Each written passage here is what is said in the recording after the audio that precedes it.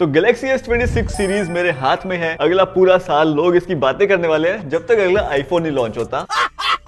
तो क्या आपको फरवरी तक इसकी वेट करनी चाहिए? आज आपको सब कुछ क्लियर कर देता हूँ कि बस हाइप बनी हुई है या फिर एक्चुअली ये फोन काम के होंगे भी। अभी मेरे हाथ में डमीज हैं और आप देख सकते हो कि ये मेरे हाथ में है Galaxy S26 ब्लैक कलर में, ये है Galaxy S26 Ultra और ये है Galaxy S26 Edge जो कि बहुत ही ज्यादा पतला है। अब आप लोगों के पूछने से पहले मैं खुद ही बता देता हूँ, हाँ मेरे को अपनी आईडी का पासवर्ड मिल गया है तो दोबारा ये वीडियो बना रहा हूँ। कंट्रोल उदय। तो मेरा नाम है जय, चैनल का नाम है टेकीला। Let's get started.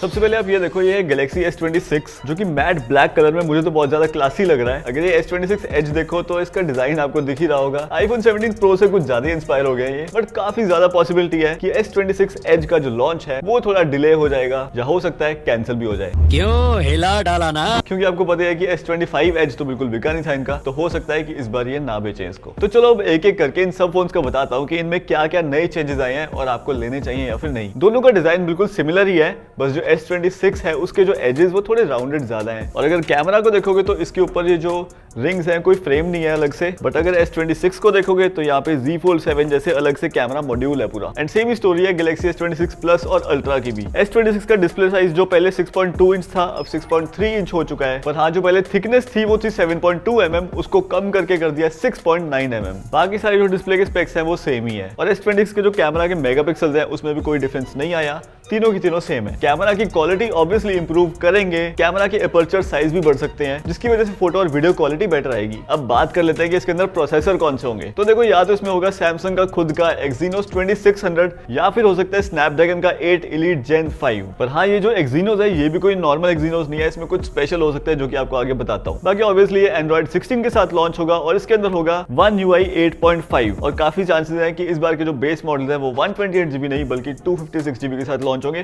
जो कि होने भी चाहिए आज के टाइम के हिसाब से। बैटरी इसमें आपको पहले 4000 mAh मिलती थी पर इस बार मिलेगी 4300 mAh, तो बैटरी लाइफ में ऑब्वियसली इंप्रूवमेंट होगी। उसके साथ साथ अगर फास्ट चार्जिंग की बात करें तो पहले 25 वाट थी, इस बार भी इसकी 25 वाट ही रहेगी फास्ट चार्जिंग। बाकी वायरलेस चार्जिंग यहाँ पे आपको 20 वाट की मिलेगी जो कि Qi 2 सपोर्ट करेगी। एंड फाइनली अब यहाँ पे आप मैगसेफ की एक्सेसरीज भी कनेक्ट कर पाओगे, क्योंकि जो आईफोन वाली मैग्नेटिक चार्जिंग है वो अब S26 की भी पूरी सीरीज में होगी। तो चाहे आप इसमें वॉलेट लगाओ, चाहे आप पावर बैंक लगाओ या बहुत सारी एक्सेसरीज जो मार्केट में आती हैं सब यूज कर पाओगे। अब नेक्स्ट आ जाते हैं Galaxy S26 Plus पे या फिर Pro पे, मेरे ख्याल से प्लस ही होगा उसका नाम। तो इसमें भी आपको कोई भी बड़े चेंजेस नहीं मिलते, दिखने में आपको S26 जैसे ही लगेगा, बस थोड़ा सा साइज बड़ा होगा। इसमें आपको प्रोसेसर का थोड़ा अपग्रेड मिल सकता है, साथ में रैम भी थोड़ी ज्यादा होगी, बाकी बैटरी का साइज भी बड़ा हो गई obviously. Now comes the phone जो सबसे ज्यादा डिमांड में रहने वाला है, Galaxy S26 Ultra। तो जैसे पहले मैंने बताया था इसके कॉर्नर्स थोड़े राउंडेड कर दिए हैं एंड जो कैमरा का डिजाइन है वो भी अब Z Fold 7 वाला कर दिया है इन्होंने। मतलब ये जो वर्टिकल 3 कैमरास हैं ये पूरा एक इसका कैमरा मॉड्यूल है, तो टोटल आपको 4 कैमरास मिलेंगे पिछली बार की तरह। बाकी S Pen तो आपको मिलेगा ही। डिस्प्ले के साइज की बात करें तो वो आपको पिछली बार वाला एग्जैक्टली सेम मिलने वाला है, पर इस बार सैमसंग ने latest M14 OLED panel use किया है जो कि पिछली बार M13 था। एंड ये वाला 44% ज्यादा एनर्जी एफिशिएंट है, मतलब आपको बेटर कलर्स मिलेंगे, ज्यादा ब्राइटनेस मिलेगी और ये बैटरी भी कम कंज्यूम करता है। अब अकॉर्डिंग टू रूमर्स सैमसंग एक बहुत ही नई टेक्नोलॉजी लेके आ रहा है जिसका नाम है सैमसंग की फ्लेक्स टेक्नोलॉजी, जो कि अगर आसान भाषा में समझाऊं तो जो आप मार्केट से अपना प्रिवेसी स्क्रीन गार्ड लगवाते हो ना, वो आपको लगा लगाया मिलेगा फोन के अंदर ही। मतलब सामने वाले एंगल से तो आपको डिस्प्ले साफ दिखाई देगी,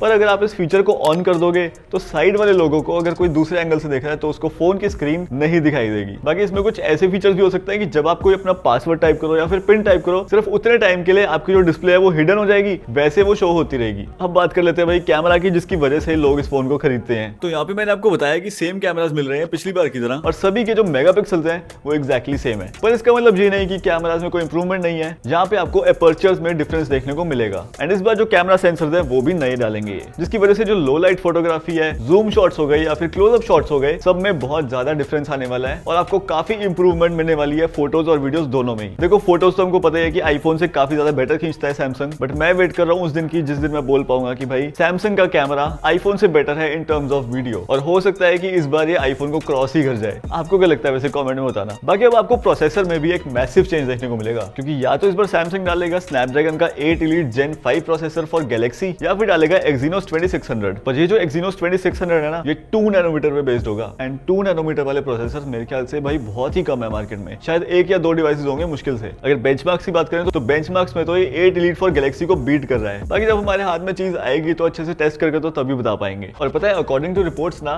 सैमसंग ने कॉलकॉम के साथ एक एग्रीमेंट साइन किया हुआ है कि वो Galaxy S26 के 25% से ज्यादा यूनिट्स में अपना Exynos प्रोसेसर को नहीं यूज कर सकते। अब अगर सैमसंग ऐसा करेगा तो इस एग्रीमेंट को वॉयलेट कर देगा। बाकी बैटरी की बात करें तो ज्यादा चेंजेस शायद आपको देखने को ना मिले। यहाँ पे थोड़ी एफिशिएंट ज्यादा होगी बैटरी, बट mAh में ज्यादा डिफरेंस नहीं होगा। अब बैटरी होगी कौन सी, देखो जो S25 थी उसके अंदर तो आपको नॉर्मल जो लिथियम आयन बैटरी वही मिलती थी, और इस बार भी चांसेस हैं कि सिलिकॉन कार्बाइड नहीं यूज करेंगे, नॉर्मल लिथियम आयन ही यूज करेंगे, क्योंकि जितनी बड़ी कंपनी उतना टाइम इनको लगता है चीजों को अडेप्ट करने में। पर हाँ, इसके अंदर आपको 60 वॉट की फास्ट चार्जिंग मिलेगी, जो कि आपको नॉर्मल S26 में और आपको S26 प्लस में नहीं मिल रही, वो आपको इसके अंदर मिलेगी। और ये 6 साल में पहली बार होने वाला है, क्योंकि S20 से लेकर 25 तक 45 वॉट की ही चार्जिंग दे रहे थे। वायरलेस चार्जिंग की बात करें तो वो आपको वही Qi 2 टेक्नोलॉजी वाली वायरलेस चार्जिंग मिलेगी 25 वॉट की। और पता है, सुनने में आ रहा है कि इसके अंदर आपको आईफोन वाला एक ऑरेंज कलर देखने को भी मिल सकता है, जो कि मुझे लगता है शायद ना हो। बाकी कोई पता नहीं, सैमसंग एप्पल एक दूसरे को कॉपी करते रहते हैं। अब बात आ जाती है प्राइस की कि होंगे कितने के फोन। तो आपने जैसे देखा है कि चाहे iQOO 15 हो गया, चाहे OnePlus 15 हो गया, सभी ब्रांड्स ने अपने फ्लैगशिप फोन के प्राइस बढ़ा दिए हैं, और यही इस बार लग रहा है कि सैमसंग भी करेगा। सुनने में आ रहा है कि ये कुछ हाइक तो करेंगे अपने फोन्स का, और जो स्टार्टिंग लीक्ड प्राइस है इंडिया में वो होगा 1,35,000 एंड जाएगा भाई अप टू 2 लाख रुपए के आसपास। अब इतना पैसा आप सैमसंग पे लगाओगे या फिर आईफोन पे, ये आप मुझे बताओ। अब आप सोच रहे होगे कि मैंने इस